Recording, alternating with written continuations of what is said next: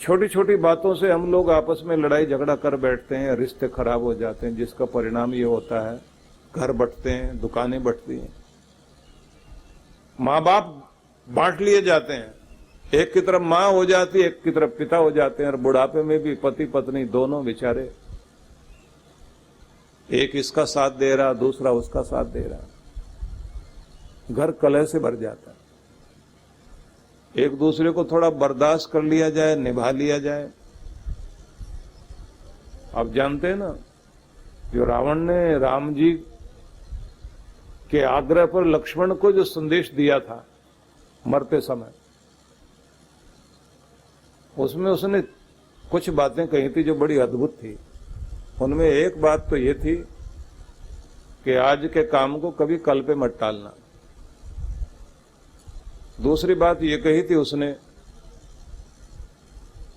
कि उस दुनिया को चलाने वाले को सब कुछ बर्दाश्त है, लेकिन किसी की अकड़ बिल्कुल बर्दाश्त नहीं है। रावण अगर मरा है तो अकड़ में मरा है। और तीसरी बात उसने ये कही थी कि किसी से कोई भी दुश्मनी कर लेना, और अपने भाई के साथ कभी बैर मत मोल लेना। रावण दुनिया की बड़ी शक्ति था, लेकिन उसे तोड़ दिया घर के बैर ने। अगर विभीषण न मिला होता तो उस साम्राज्य को ढाना इतना आसान न होता। राजनीतिक बातें भी उसने कही, जिसमें एक बात ये थी कि तुम्हारे देश से जिस देश की सीमा मिलेगी, कितना भी उसे अपना बनाने की कोशिश करना, वो शत्रु जैसे ही व्यवहार करेगा। इसलिए अगर ऐसी स्थिति हो तो दुश्मन के दुश्मन को पहचानो और उसे अपना बनाओ, वो तुम्हारा दोस्त बन जाएगा और तब तुम उसका सामना कर सकते हो। तो 21 बातें रावण ने कही, और रावण की वो बातें भी बड़ी अद्भुत थी। यहां मैं केवल इतना आपको बताना चाहता हूं कि हम लोग जब अपने घरों में बैर पाल लेते हैं, बिना बात के अहंकार के कारण या गलतफहमियों के कारण होता है। तो मैं एक शब्द कहा करता हूं कि गलतफहमी कोई भी हो, उसे कभी ज्यादा देर तक टिकने नहीं देना चाहिए। मेरी बात को बहुत ध्यान से सुनना आप लोग। गलतफहमी कोई भी हो, कहीं भी हो, किसी रिश्ते में भी हो, उसे ज्यादा देर तक टिकने नहीं देना चाहिए।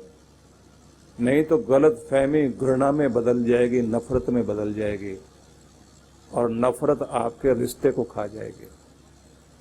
अगर आपने उसे जल्दी मिटा दिया तो वो गलतफहमी नफरत में नहीं बदलेगी, और आपका रिश्ता और ज्यादा मजबूत हो जाएगा, और प्रभु की कृपा आपको और ज्यादा मिलेगी। इसलिए गीता को केवल मात्र इस तरह से मत पढ़िए कि ये कोई पाठ करने की चीज है। गीता को इस तरह से मत देखिए कि बस इस पर आओ और माथा झुका दो। गीता को इस तरह पढ़िए कि माथे में बैठ जाए गीता और जीवन में उतर जाए गीता। और कृष्ण जो एक महोत्सव का नाम है, क्योंकि कृष्ण कभी रोते हुए नहीं नजर आते, उदास नहीं नजर आते। कृष्ण चरित्र को आप देखेंगे, वो हर पल मुस्कुराते हैं, वो किसी को उदास रहने में नहीं देते। इसलिए कृष्ण लीलाओं को अगर आप लोग ध्यान देंगे तो आपको बहुत अजीब लगेगा कि जब सब लोग उदास बैठे हैं तब भी कृष्ण अपने चेहरे पर मुस्कुराहट लेकर जाते हैं और कहते हैं कि वक्त बीत गया, अब सूरज नया सवेरा तुम्हारे सामने आने वाला है, इसलिए उदासियों को हटाओ। और कमाल तो तब होता है जब भीम को गुस्सा करते हुए देखते हैं। गदा घुमा रहा है भीम जंगल में खड़ा हुआ,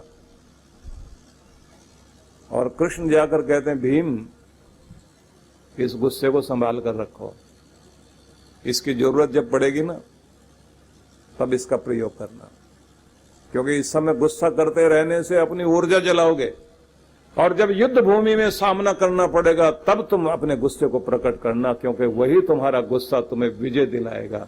उसकी जरूरत तब पड़ेगी। हर समय दुखी होने की जरूरत नहीं है, हर समय जलते भुनते रहने की जरूरत नहीं है। और कृष्ण ने द्रौपदी को भी सिखा दिया था कि प्रश्न ये नहीं तुम्हारे घर में क्या नहीं है, प्रश्न ये है कि तुम्हारे घर में क्या है और उससे तुम क्या कर सकते हो। बस ये संदेश था। और 12 साल के बाद कृष्ण गए थे वन में पांडवों से मिलने, और उस दिन कुटिया में केवल द्रौपदी थी, पांडव लोग बाहर थे। और अपनी बेबसी का रोना जब द्रौपदी ने रोया कि आज मैं कहां आके खड़ी हो गई हूं, तब कृष्ण ने कहा था कि प्रश्न ये नहीं है कि तुम्हारे पास क्या नहीं है, प्रश्न है कि तुम्हारे पास क्या है और उससे तुम क्या कर सकते हो। बस ये संदेश द्रौपदी को मिला। ज्यादातर हम लोग इस बात का रोना रो रहे होते हैं कि मेरे पास ये नहीं है, ये होता तो मैं कितना खुश होता। हम इस बात को कभी ध्यान नहीं देते कि जो है उससे हम क्या कर पाएंगे और क्या करने के लिए तैयार हैं। द्रौपदी ने अपनी संपन्नता उतने में ही दिखा दी कि मैं चावलों के जरिए भी अपने अतिथि का, सर्वश्रेष्ठ अतिथि का स्वागत कर सकती हूं। जो कुछ आपके पास है उसी से जीतिए। आपके पास एक गुण है, उसी गुण के जरिए आप काम कर सकते हैं। अनेक तरह के योद्धाओं का वर्णन आता है जिनका एक हाथ काम नहीं कर रहा था, उन्होंने एक हाथ से क्या कर सकते हैं वो दांव पे सीखे, और जब 3 महीने की लगातार प्रैक्टिस से उनका दूसरा हाथ ठीक हुआ, तो जब युद्ध में सामने खड़े हुए तो गुरुओं ने जो नियम सिखा रखे थे सारे, वो दोनों हाथ वाले थे। तो सामने वाला प्रतिद्वंदी उसी नियम से लड़ता रहा जिस नियम से गुरुओं ने सिखाए थे, लेकिन इस आदमी के पास एक गुण अलग वाला था कि अगर एक हाथ कोई कब्जे में ले ले तो दूसरे हाथ से वार कैसे करना है, और उसने उस हाथ से जो वार किया विजय प्राप्त कर ली।